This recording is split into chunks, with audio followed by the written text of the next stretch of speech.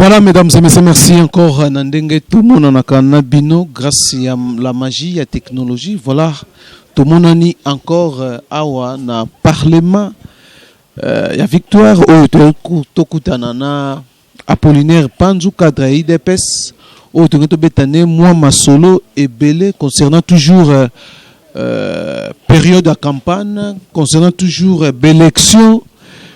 Bango bazomo na ndenge nini to beta masolo IDPS un journal et bima publié IDPS manque de moyens IDPS a bloqué l'élection ndenge zera ba campagne timide c'est comme si l'élection est atée qu'est-ce qui ne va pas ezaka masolo to beta et belé Félix Tshisekedi babambake mabanga na kauka to babambake mabanga te Tokoyoka yango guerre entre Lamuka na Kash et Zapona nini pourquoi guerre wana Kinkei a soutenir candidature ya Félix Tshisekedi IREP o soutenaki Muzitu o ba tindikaki Muzitu akene postuler ba quitter Lamuka pour soutenir Félix Tshisekedi. Voilà quelques masolo toko solo là. Merci Nabéon Soboza Kiliba Bozola Nabiso Siko pour accorder votre attention. En tout cas sans plus tarder, Mbote Apollinaire Panzo. Ouais, Mbote Ndego Ousmane. Oui, Apollinaire Panzo to comme on a eu na parlement victoire. Donc tout d'abord réaction na yo concernant d'abord descente et salamaki na Kanluka. Barimer Zetambula, bat bazoko loba. Félix Tshisekedi sous la pluie un moment bana kauka balingi bana Kanluka balingi sous-souté selon bango qui non a télémelaki accord ya Genève na habité yokolo ba nini na bat bazolanda yo par rapport à l'information des États-Unis ba pambaki mabanga il y a aussi des leaders et opposition bazo confirmer. Merci beaucoup. Quand on parle des leaders de l'opposition, il faut faire très attention. Certaines personnes qui se passent pour leaders de l'opposition. Leader, il y a pas parti, il y a opposition. Voilà. À ta leader, il y a pas parti à opposition. Ndengo zolo bawana. Au Kendoku taye leader d'un parti politique qui est national. Même nombre à bateau bazalia wana simane azana bangote. Mais bazo bengi kaka leader pour le bar français. Pour azana parti politique où eza a agréé. Yami Balé, Oyebi Kanluka, ils ont 90% de la population en Kanluka, Badabayaka, auquel j'ai fait partie. N'est-ce pas? Alors, ce qui, s'il faut confirmer, et l'Okowana, c'est que c'est un comportement tribal. N'est-ce pas? Autrement dit, Batouana Bazo soutenir Martin Fayoul pour Martin Fayoul Azamoutabandundu. Ce qui veut dire Bazaba tribaliste. Non. Débat est ça qu'on a dit. IDPS ba tribaliste. Ba Kassaye. Ba Kassaye. Si que Martin Fayoul peut opposer une question, nazo répondre yo. Nazo placer ba mot pour permettre ngana tomber na réponse oyo yo za nango besoin par rapport à question yo opposer ngai. Elingo lobanini. Bato bazo lobaka biloko wana bangonde bato bazo entretenir confusion na débat politique elongwa politique et comme tribal piste oyo biso IDPS tolingi kokota te biso tozo sala campagne bakende ko sala campagne Félix abimi na Sambula ke na Kanluka bango bake wapi oyebi ke malgré marée humain oyo yo monaki na aéroport tangu tozo zonga ezaki na moi groupe ya batu bazo ya komeka na bango pe ko attaquer ba combattant IDPS oyebi makambo eleki na Mbujimai oyebi makambo zo leka na moment on azolo bana Katanga c'est-à-dire ce sont des foyers de tension s'il vous plaît pendant que nazolo ba awa ezana ba trouble zo salama na Katanga batu ya FCC baza ko s'attaquer na ba affiche ya ba candidat ya UDPS na Mweneditu, affrontement, selon dernière information, il y a eu 5 morts. Plusieurs combattants de l'UDPS arrêtés. Bino bozo kende campagne. Nzela bozo longola ba fiche. Biso to wutaki aéroport ti to komaki na permanence à UDPS. Omona ki affiche mutu moko elongwaki. Ce qui veut dire quoi? Bato yo tozo au fur et à mesure tozo poussana na le 23 pour ba élection et salama. Lokola bazo banga ba élection tika to sala boloko ba combattant UDPS bazaka moto bitumbe kobima. Na kan luka babambaki Félix Mabanga te. Parce que Félix est arrivé na kan luka sous la pluie. Bati kutu ba benga ngo ba nini ba catafalque pour ba protéger Félix. Réunion et se tenir normalement. Tina suka. Population et sengwandenguana. Tangu Félix azobima, un petit groupe ya ba délinquants ya PPRD. Oui, bango ba kabola bango bambongo mikolo na ba polo jaune. Nde balinga ki neti ba sala eloko ndenguana maîtrisé par les combattants de l'UDPS. Olie baloba makambo Félix alobaki. Esika population yambaki ye batiki kuna bazolanda babaka isolé oyo eza importante na campagne électorale. Ce qui veut dire batoyo ba diriger mboka o tilelo ndebiso toloba ke nous sommes dans un état sans état, dans un pays qui est non état. Nous sommes dans une nation qui est loin d'être appelée une nation à cause du comportement ya batouane. Bandeko o bazolanda biso na minute oyo. Esengeli bayeba eloko moko depuis IDPS, depuis tosali unité na biso na ndeko Vital Kamere, depuis to bandi campagne na biso na minute oyo bazana ba réseaux sociaux ba luka ba image ba komona makamuni ezo sala na Goma na minute oyo. Félix na makolo longwa aéroport tina le ya mitingi. Ba itala eloko ni ezo leka na Goma. Okomona oliba beta lisolo ya mitingi ya Félix message ya Goma. No ba okende ko zwa groupe moko ya batu babundaki na coin ono tala makambo elekeki na Goma l'air Félix ayaki non. Toza isu na temps wana te. Biso tolobi tozo kende na ba élection, tozo battre campagne avec ou ça la machine, Félix va remporter les élections. Alors campagne tout solo mbamba campagne mais campagne babi IDPS ça bloqué ça problème déficit financier c'est ça là incapable de battre campagne dans la province. C'est tout à fait normal parce que l'IDPS n'a pas détourné les deniers publics. Comment azana ba moyen ndenge moko na bato ba yibimbongo ya mboka. Comment est-ce que l'IDPS a une difficulté? Non, peuple congolais a voté pour Nambongo te, peuple congolais a voté candidat na ye. Nde tozo sala politique ya ba moyen na biso.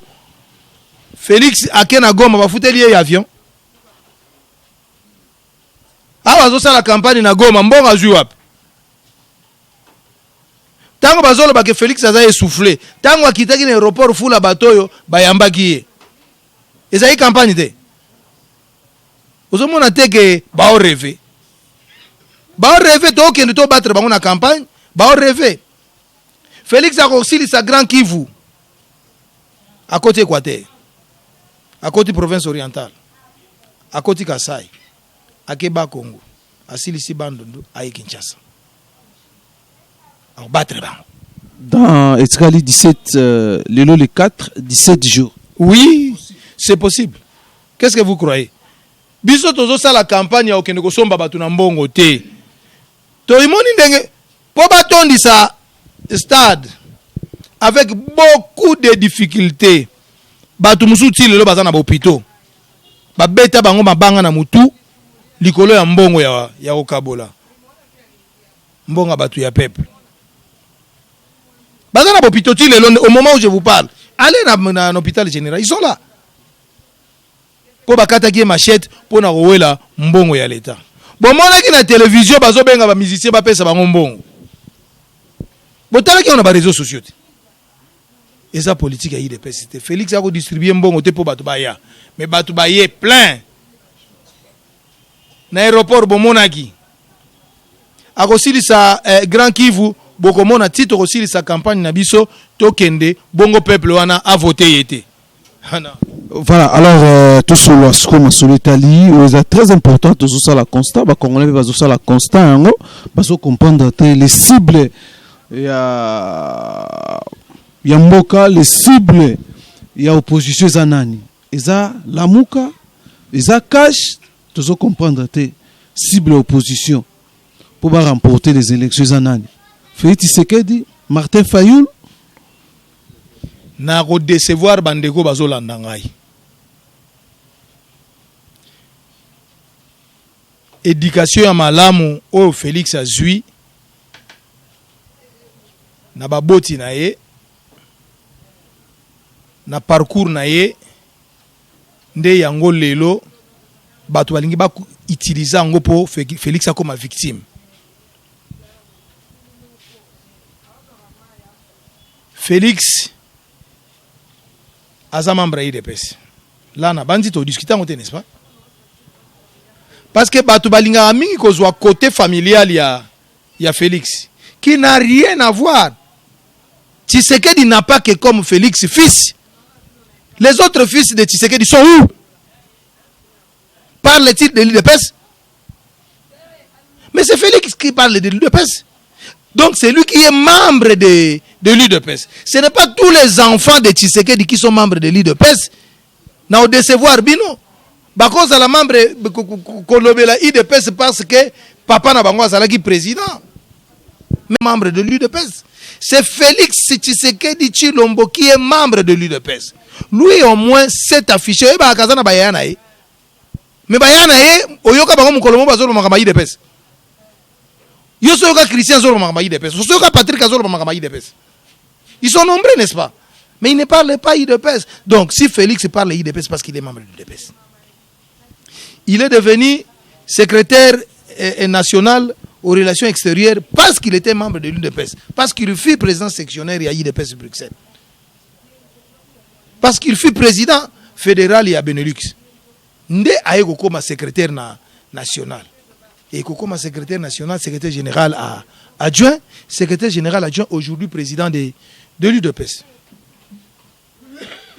Mais na parcours ya combat oyo Félix asali na IDPS sous le leadership ya Tshisekedi, pour votre information vu qui me suivez, bozalaki kolanda be mission na même chaîne oyo tangu na osa la campagne ya Félix pour kakoma président ya IDPS pendant que les autres ne parlaient pas.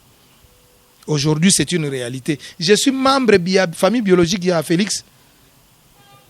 Est-ce que Félix a collé sa famille nangai?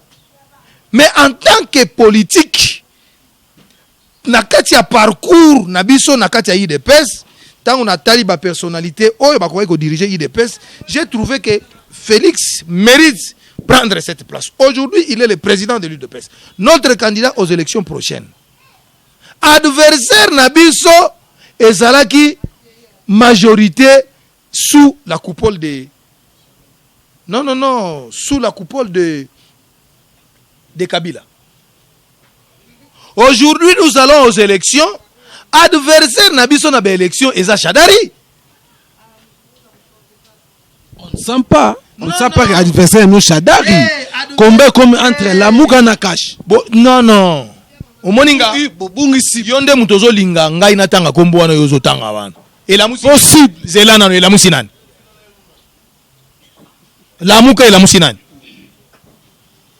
kende kuna tuna bango non yonde mutozo réponse parce que yondo za journaliste ngana poser question te ngana za réponse a kopesa te po na moni muto ala musi te po biso to sito la musa ba congolais IDPS tanga zo la musa ba congolais bango bazala wapi Jean-Pierre Bemba zalaka wapi tango biso zo la musa ba congolais IDPS bulala iponga ba bébé tango biso tozo sala marche na boulevard Kabila zara tango Tshisekedi azo telemela Mobutu nani Jean-Pierre Bemba zara Moïse Katumbi zara ti to bandi transition bazalaka wapi ti to kena élection na 2006 bazalaka wapi toye na 2011 bazalaki wapi lelo balingi bayebisa biso ke bango ba adversaire na biso te biso adversaire na biso eza Shadari nde tozoke na campagne contre bato oyo ba dirigeaki mboka mutu oyo aye na discours ya continuité ya exercice ya pouvoir ya Kabila nde biso toye tobi te toye kobuka ka politique ya Kabila pona komema changement cap pour les changements. Mais président Panson a habité soki nga nazoloba nazokosa to yoza ozana Kinshasa te obité que polémique autour ya des Kanwana ba dissident ya Genève donc polémique te bango omoni tina ba leader ba parti politique ya ba plateforme bango nde baza na posa ya polémique nde biso to boyi. Comment se fait-il bango bazoke na campagne mutu a dirigé mboka eza Kabila dauphin na ye eza Shadari ole ba tourner ba canon na bango contre Shadari ba canon na bango contre Félix eza adversaire na bango. C'est-à-dire pour ba Congolais s'il vous plaît pour ba Congolais ba voter bango il faut ba yebisa ba Congolais que Félix eza mabe comme ça ba Congolais nde ba voter bango ceux qui ba Congolais ba voter bango nde biso tozo kende ko botola na batu o bazalaki ya PPRD na batu o bazalaki ya majorité biso tozo kende ko botola bango nyonso to sangisa bango na oyo ya IDPS bango nyonso bakoma ba membre ya opposition soutien à Fachi nde campagne o biso tozo saleza yango wana po biso tozo lisusu na tina te e pa na bango to kozwa nini Martin Fayulu azana nini yebisa ngai awa tangu tosalaki ba élection awa na 2011 azalaki candidat wapi lelo po akoma candidat nani atie yazalaki capable ya confronter te Félix était les 7 candidats les 5 7 était 7 était 5 Félix peut atikala kondimelo ko wana te d'ailleurs kombo wana penga pesa non la muka kombo ou c'est pas Félix non olanda F bazai baté yendem ta pesa menteuse celle-là obi kaza transfige ya IDPS ala transfige ya IDPS moi si wana na nini awa na nini na accord awa na nini na Saint-Sylvestre tango accord komi na suka moi si wana ziki na position nini nyonso o IDPS azwaki na Saint-Sylvestre cette femme était contre non Jean-Pierre Bemba en quoi il a soutenu IDPS donc zalaka na bango na Afrique du Sud na accord Afrique du Sud position ni Jean-Pierre Bemba zalaka na contre IDPS n'est-ce pas comme ka premier ministre là on a Kisasa ba congolais bobo ça na bandeko na ngai a trahir Tshisekedi en Afrique du Sud aya na Kinshasa akena Matadi ba nommé premier ministre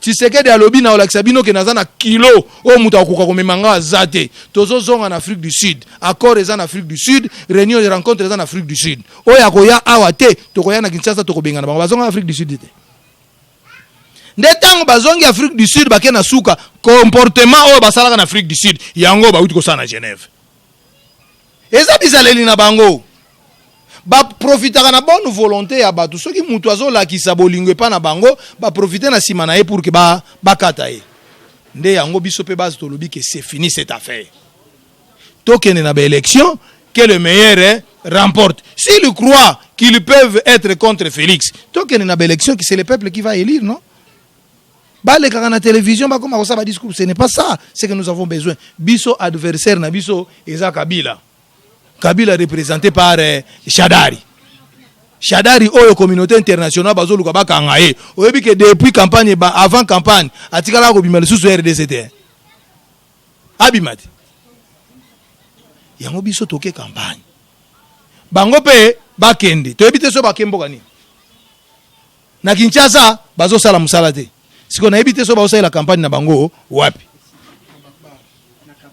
comme message par rapport à l'opinion de constater c'est comme si guerre est commune entre batu ya corps ya Genève na batu ya corps ya Nairobi zela na ngina prouver yo affrontement ya Mbujimai ezaki affrontement entre ba membre ya IDPS et allié na ba membre ya FCC n'est-ce pas la muka zaki affrontement ezo salama na Katanga eza entre ba membre ya IDPS na ba membre ya Shadari. La mukeza wapi? Il est allé dormir, c'est fini. Donc yosko ngo orinko lobani parla. Na lingina lo baboye terrain sondage o ba pesa ki biso mikolo eleki que soki ekozala na 3 personnes oyo bakobima, le premier akozala l'opposition, le deuxième akozala l'opposition, le troisième ekozala Shadari. Mais nde na omona makambo ezokendela, IDPS remporte les élections avec IDPS président de la République, Shadari aolanda na sima. Nde makambo ezokendela malheureusement. Peuple congolais bozolanda ngai muta koza bino te na terrain awa bazate. Je dois vous assurer, malgré mbongo na bango, basali ba polo ya jaune, bozobanga te que nos campagnes à l'américaine. Ba polo ba ola tango kaka na ba délinquant. Ba délinquant, ba fazer, ba votera te, baza na carte électeur te, baza na place à kolala te. Mutaza na place à kolala te, bomba carte électeur wapi. Wana FCC. Yo za journaliste te, kende filmer bango.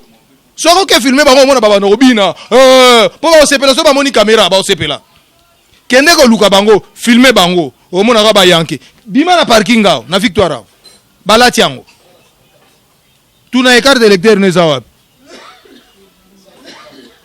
asa tega.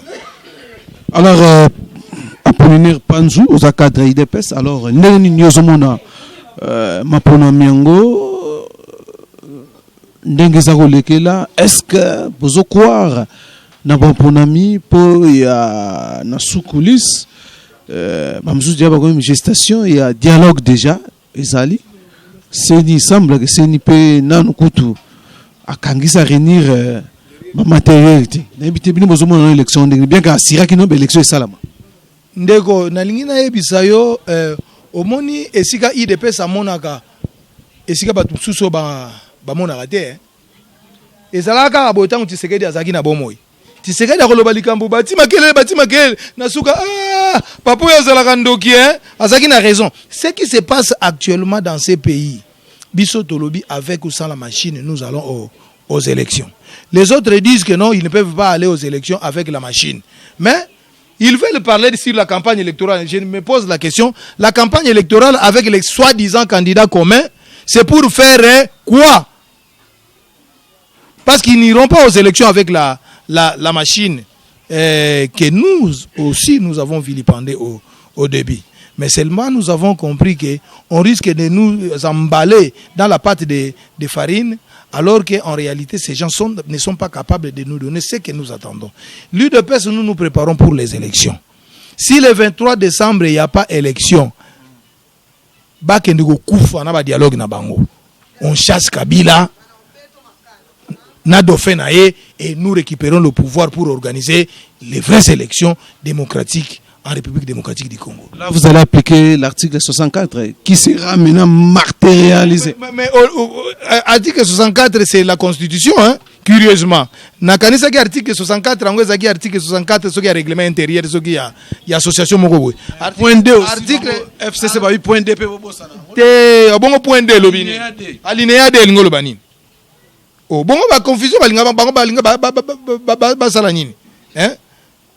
Soki balingi bala kisayo que non, toi tu as violé la constitution, pouvoir na yo ezana assise pour juridique te. Nde siko wana mabe. Siko alinéa D et lobi que non wana bako sala ngote. Siko yo lobi pour chasser les régimes en place par quelle voie? Constitution eko bengana ye. Ndeko Ousmane, oza journaliste, constitution de lobby, mutu akoki kozwa pouvoir te avant nango en violation ya constitution. Constitution et lobby, mandat ezali 5 ans renouvelable une seule fois. Une seule fois, mandat et c'est là qu'il y a de cela 2 ans. Siko yebisanga siko pouvoir o bazana ngo siko evandi likolo ya nini? Evandi likolo ya accord. Accord et silito nini ki transition ya accord et silito et silité. Transition et silité. Abo siko balingi baluka accord musu ba uzwango te. Est-ce qu'accord on peut na moni ba revendication bosenga ba libali ba applicater. Ba banda déjà ko violer accord mais curieusement siko mandat oyo bango esika bango bazali ko bombanela esili ba ko bombana isusu wapi Voilà. Eloko peut-être bandeko baza ko mituna. Oh non, ba américain sikoyo baza na Brazzaville, ba Belge pe ba ye ambassade des États-Unis ba kangaki yango likambo ezali awa, problème eza problème ya Congo na ba Congolais. Moi je crois que biso ba Congolais ba lié politique tina makambo zele kana ba américain bazo côté. Ba américain bazo batela biso. État islamique et c'est bandaki makambo nango na Afrique eza na Nigeria eza na Kenya. État islamique eza na Tanzanie baza na Somalie baza na bamboka nyonso oyo eza na possibilité ya koya po ekota na est ya République démocratique du Congo. Alors tango ba eko constater que ba homme d'affaires libanais, indien, pakistanais oyo baza na RDC mbongo baza ko salela euta epai ya état islamique ba eko constater que ba transaction financière pour na ko financer opération ya état islamique ezo uta na RDC pour que na bamboka wana ba eko zwa ba information que non risque ezali po ba attaquer ambassade ya États-Unis na République démocratique du Congo bazui ba disposition préventive pour que ba ressortissant na bango bazala ba victimité siko biso oleto lela o ba américain biso ndeto mituna nini biso to sali pour dictature longo na République démocratique du Congo. Moi je crois que c'est la question que les Congolais ne se posent pas. Biso nde fallait tous à disposition to banto se comporter en conséquence. Menda za na raison ko lobaka non ba présence américaine eza pona ko désorienter pour ces populations pour frisser la population oyo baza concentrer na makambo parce que tango batu wana bazo sala ba transaction financière tout ba critiquer ça accord ya mboka tango batu wana bazo sala ba transaction financière na République démocratique du Congo nani apesa bango autorisation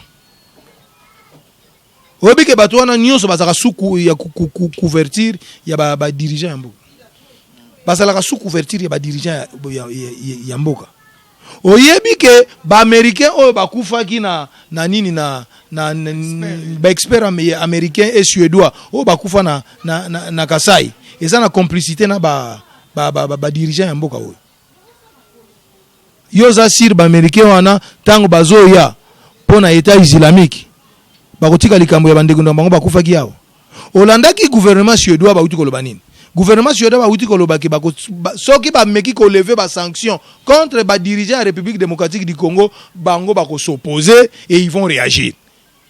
Donc les Américains tango bazoya bazotika bango libandate et je suis convaincu que comportement na biso et que ça là en sorte que action yaba américain yaba belge et tous les européens n'est-ce pas puissent profiter aux Congolais afin que dictature etika mboka oyo yango candidat ya continuité aza na difficulté awiti ko arrêter campagne azongi na Kinshasa baza na mboka baza na ba viande ba continuer bazongi ndenge nini tokoyeba na mikolo zoya. Voilà, alors pardon Apollinaire Panzu to komina souka alors par rapport à l'autre moni ba désir comme ça la ta majorité tout l'andi kinke ya karasiko ya Kabila désir lelo ko rejoindre kana bino boyambe ngona ndenge ni bomone ngona ndenge ni est-ce que les un moment ko yamba vraiment est-ce que babi voilà ya ba signer là ça que non ba monsieur babi fait c'est qu'il travaille avec le gouvernement.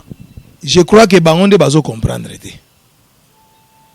N'est-ce pas que en tant que parti de l'opposition contre le système de gestion en Mboka o esalamaki par Kabila, il faut qu'on convertir ba Congolais o balata ka ba polo ya PPRD batika kolata ngo. Lisiko soki mutauti pa Kabila atiki kolata ba polo a rejoindre biso mabe ezali wapi. Est-ce que voya muyibi eko koma manakati ya irne ke no muto a voter za muyibi?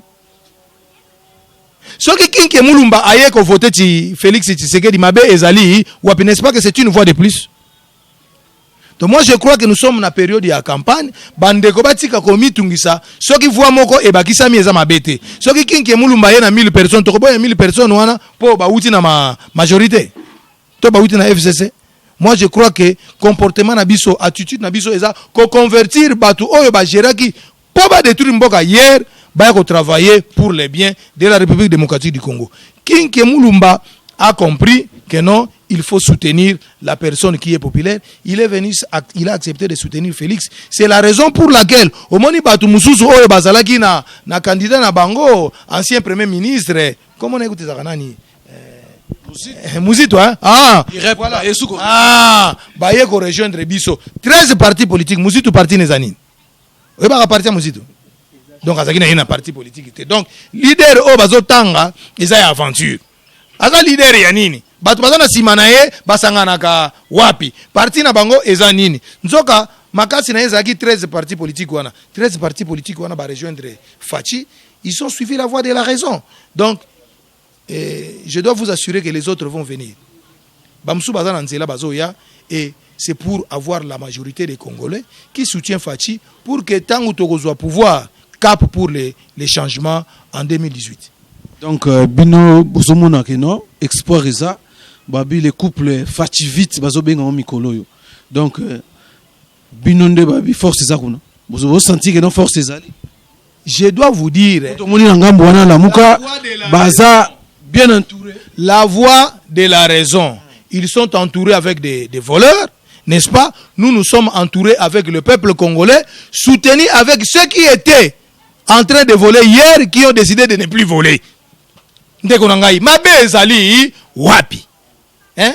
Vital Kamerhe lelo koyebisa ngai te. Oh non, aloba mabe Vital Kamerhe. Non, non. Vital Kamerhe a suivi la voie de la raison. Il est venu soutenir Félix Tshisekedi pour les changements. Donc, Tozako convertir Batounionso au Bazalaki pour la destruction. Hier, ils viennent pour les changements. Ils viennent pour l'émergence de la République démocratique du Congo. Ils viennent pour le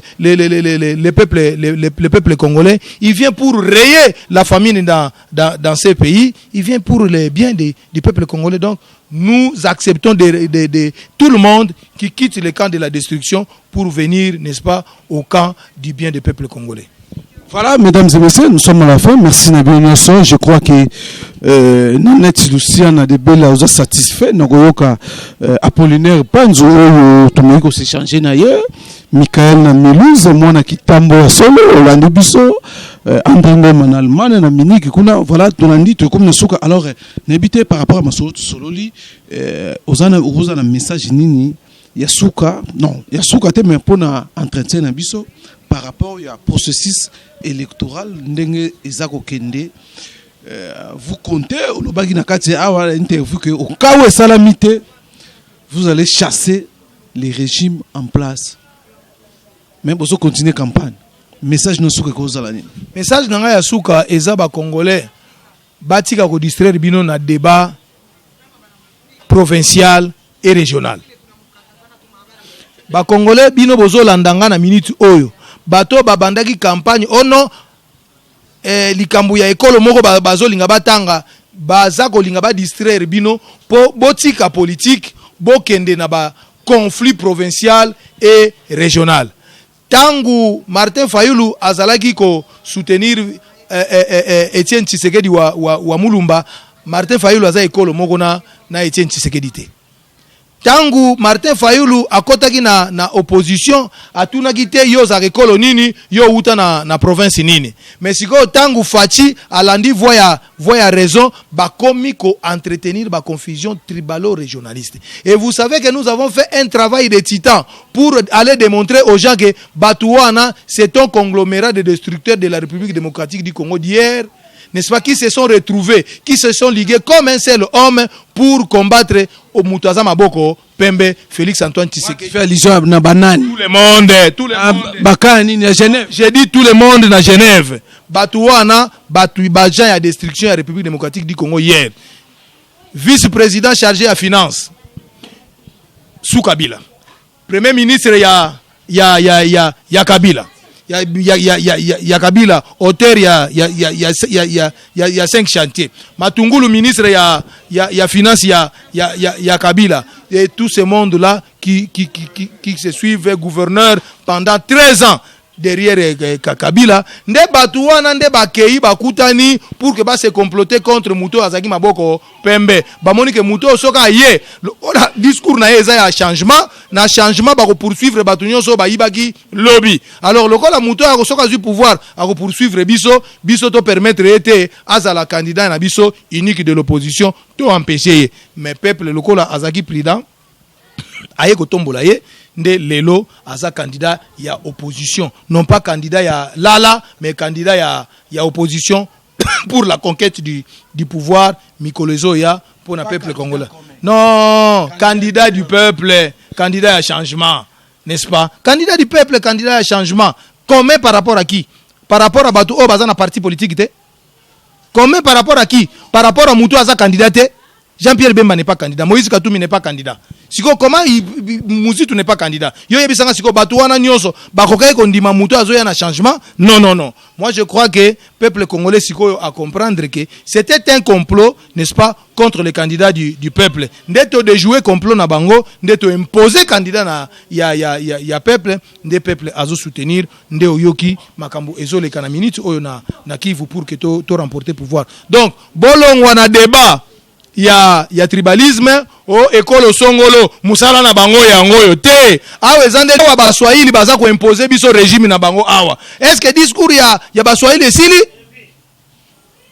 bato bandu no bazwaki pouvoir awa sous Kinzenga sous Muzitu qu'est-ce qu'ils ont donné au peuple débat ezali sous ya ba région te débat ezali sous ya province te moi qui vous parle naza na province moko na Félix Tshisekedi te naza province moko na Etienne Tshisekedi te c'est que je suis en train de soutenir c'est le changement ce n'est pas parce que Tshisekedi wa Mulumba azale ko lesa ngai to Félix ale sakangai non moi je suis un intellectuel bien formé avec un bagage bien structuré auquel je suis en train de diriger le peuple congolais pour apporter le changement dans ces pays c'est la raison pour laquelle je suis avec ce monsieur qui est bon, très gentil, très poli, que j'aime bien. J'aimerais que Mouto Ayokaka, peuple à lobby, Ayokiye. Yango Ayokaki base, au base, ils ont représenté Kaka.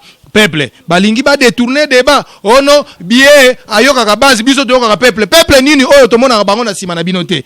Base tango to lobaka base reza ko représenter peuple, n'est-ce pas? Nde peuple wana o Félix ayokaki nde yango wana lelo azo continuer ko sala campagne na ye na Kivu pour remporter les élections. Soki Kabila na batu na ye balingi te toke na ba élection ndenge bazo monter ba coup pour que ba trouble et sala masie là.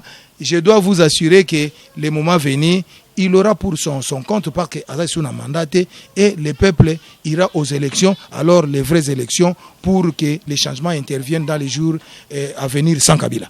Voilà, mesdames et messieurs, nous sommes à la fin. Merci Nabino Noso. Bozoki Libakuya Kolanda Biso. Merci na Piska Swanga na caméra, kuna derrière la caméra.